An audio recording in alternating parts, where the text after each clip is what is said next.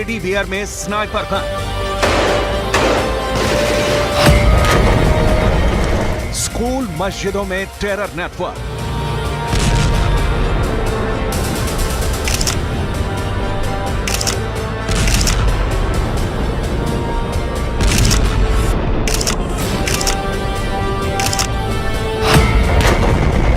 Hamas की खौफनाक साजिश।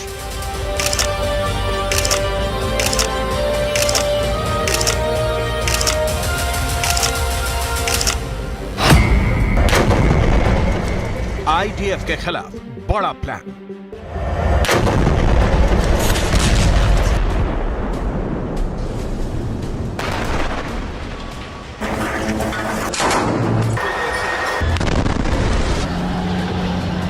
गाजा में हमास का रिएक्शन देख इजरायली सेना के होश उड़े हुए हैं।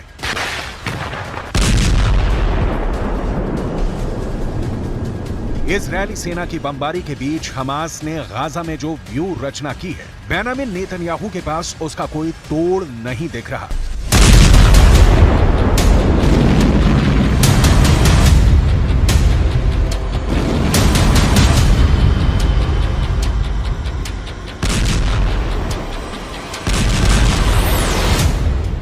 इजरायली सेना जिस ओर मूव कर रही है, हमास ने उस रास्ते में बम फिट कर दिया है।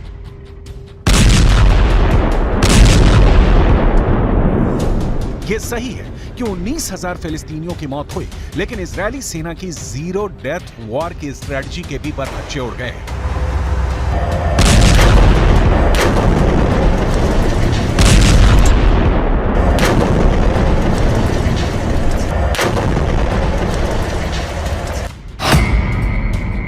हमास के जबरदस्त प्रतिक्रिया की वजह से ही 27 अक्टूबर से, यानी जब से इजरायल ने गाजा में जमीनी हमले शुरू किए हैं, 121 इजरायली सैनिकों की मौत हो गई है। यह आंकड़ा हमास ने नहीं बल्कि इजरायली सेना ने ही जारी किया है।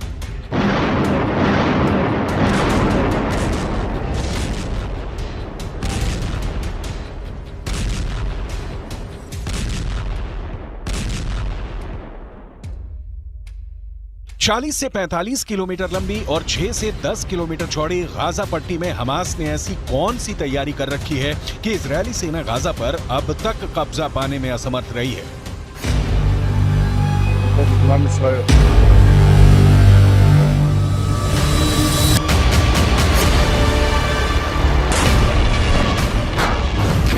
हमास ने ऐसे कौन से हथियार जुटा रखे हैं जिसका जवाब इजरायली सेना के पास नहीं है।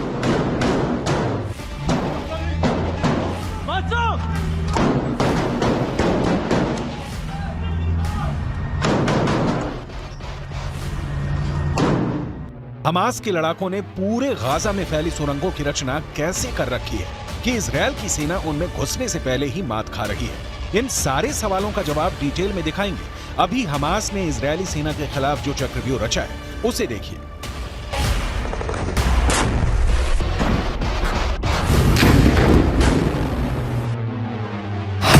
हमास नए नए तरीकों से आईडीएफ के जवानों पर हमले कर रहा है। हमास के आतंकियों ने गोलियों के अंदर बम भरकर उसमें रोने की आवाज निकालने वाले स्पीकर लगा दिए हैं।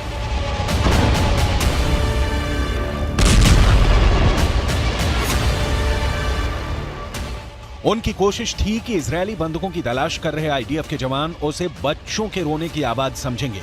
जैसे ही उनके पास आएंगे, बम के धमाके में मारे जाएंगे।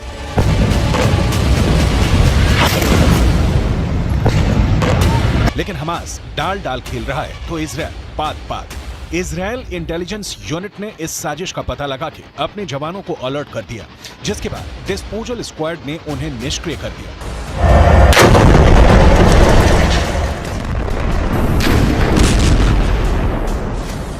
इजरायली सेना ने दावा किया है कि हमास गुड़ियों और बच्चों के बैकपैक्स को जानबूझकर एक सुरंग शॉप के पास रखा था, जो एक बड़े टनल नेटवर्क से जुड़ा हुआ था।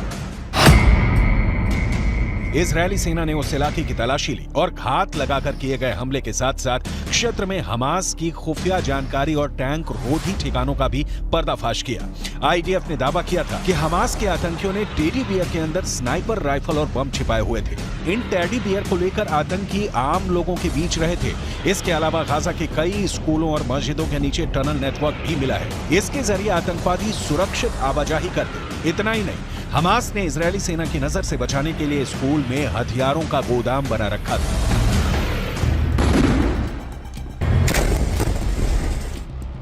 हमास के पास बिना शक इजरायल वाला वेपन पावर नहीं है, लेकिन हमास के पास हथियारों में घरेलू रॉकेट, अपग्रेडेड AK-47 और सोवियत संघ के दौर के मशीन गन के अलावा कई सस्ते, नए और चोरी किए हुए हथियार हैं। कई ऐसे एडवांस्ड हथियार भी मिले हैं जिनकी सप्लाई ईरान ने की, तो कुछ ऐसे हैं जिनका निर्माण उत्तर कोरिया में किया गया। ये जानना भी बेहद दिलचस्प है कि हमास की पसंदीदा राइफल कौन सी है।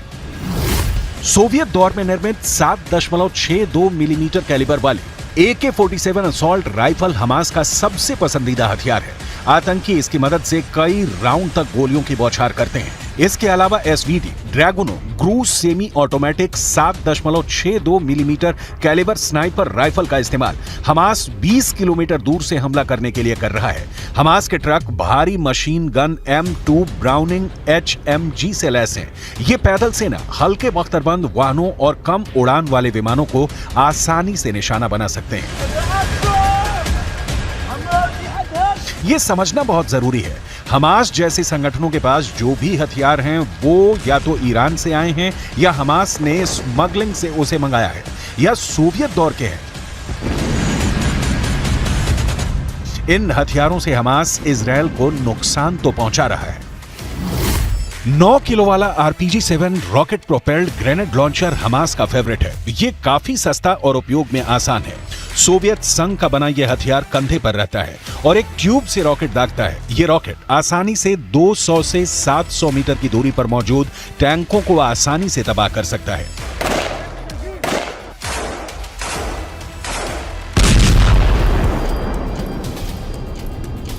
हमास को इजरायली सेना की ताकत का अंदाजा है, इसीलिए हमास ने 2014 से ही इजरायली हमले का प्रतिकार करने की तैयारी शुरू कर दी थी।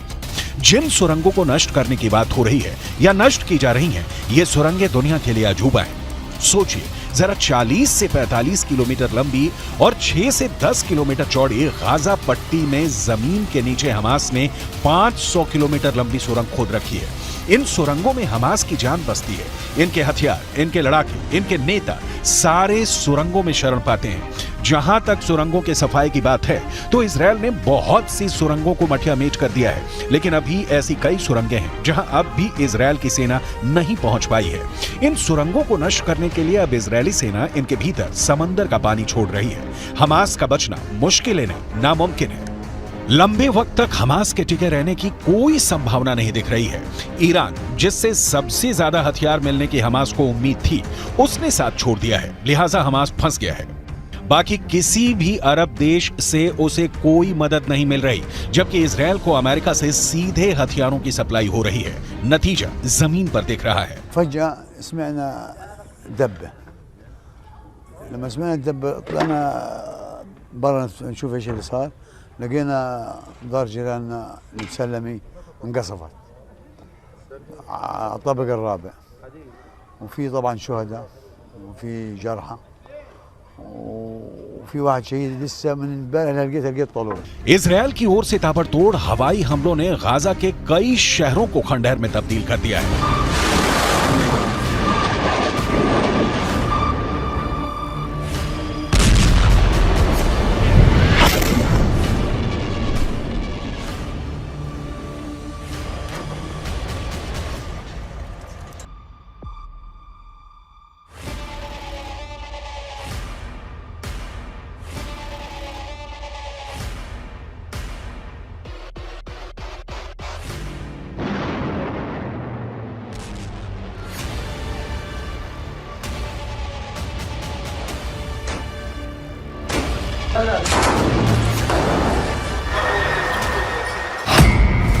गाजा हमले में करीब 40 से ज्यादा लोगों की मौत हो गई है। सेंट्रल गाजा के एक शरणार्थी शिविर पर हुए हवाई हमलों में करीब 33 लोगों की जान चली गई है। इनमें 14 महिलाएं और 4 बच्चे शामिल थे। रफा शहर में हवाई हमलों में करीब 8 लोगों की मौत हो गई है।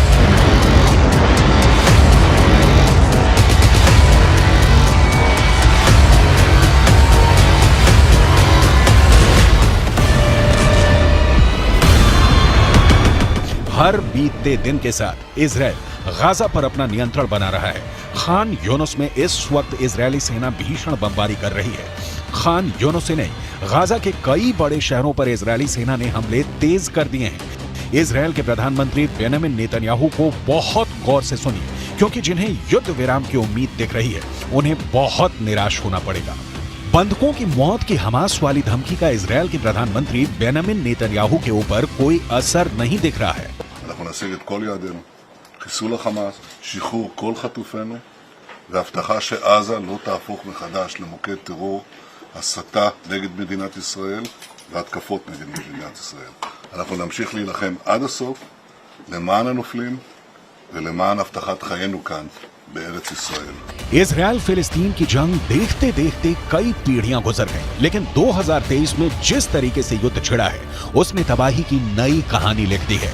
इजरायल इस इरादे के साथ मैदान में उतरा है कि हमास के अंतिम आतंकी के जिंदा रहने तक गोली चलाते रहना है, जबकि हमास इसकी कोशिश कर रहा है कि बीते सालों की तरफ बंधकों के नाम पर वो युद्ध विराम करवाएगा, संयुक्त राष्ट्र में आवाज उठाएगा और विश्व बिरादरी से इजरायल पर दबाव बनवाएगा कि वो हमास पर हमला नहीं करे। हमास की ये कोशिश आंशिक रूप से रंग भी ला रही है। अमेरिका ने इजरायल को दो टूक कहा है कि हमास के आतंकियों को मौत की नींद सुलाने के दौरान ये ख्याल रखा जाए कि किसी आम फिलिस्तीनी की इसमें मौत ना हो। लेकिन युद्ध में इजरायल इस कदर उलझा हुआ है कि अपनों तक को पहचानने में इजरायली सेना से भूल हो रही है। इन 3 युवकों को हमास ने 7 अक्टूबर को बंधक बना लिया था। इजरायली सेना ने गाजा पर हमला किया तो पहचान की संकट के कारण इन तीनों को गोली मार दी। हालांकि इजरायली सेना ने अपनी गलती कबूल कर ली है, लेकिन युद्ध में ऐसी गलती की संभावना लगातार बनी रहती है। सवाल फिर युद्ध कहां जाकर रुकेगा और 22 लाख फिलिस्तीनियों के भविष्य का क्या होगा? इस सवाल का जवाब नेतन्याहू के पास नहीं है, क्योंकि इसकी तैयारी में अमेरिका जुट गया है। जो बाइडेन का कहना है कि वो एक नई फिलिस्तीनी प्राधिकरण देखना चाहते हैं, जिसे महमूद अब्बास 2005 से चला रहे हैं। बाइडेन चाहते हैं कि संघर्ष समाप्त होने के बाद नई फिलिस्तीनी प्राधिकरण गाजा में कार्यभार संभाले। गाजा में आखिरी बार चुनाव 2006 में हुए थे। इस चुनाव में हमास को जीत मिली थी, लेकिन हमास ने सरकार बनाते ही महमूद अब्बास की फतह पार्टी के नेताओं के खिलाफ हिंसा शुरू कर दी थी। इस हिंसा में फिलिस्तीनी प्राधिकरण और फतह के हजारों कार्यकर्ता मारे गए। इस हिंसा के बाद महमूद अब्बास ने हमास के प्रमुख इस्माइल हानिया को पद से हटा दिया था, लेकिन हानिया ने इससे इनकार करते हुए फिलिस्तीनी प्राधिकरण से अपना रिश्ता तोड़ लिया था।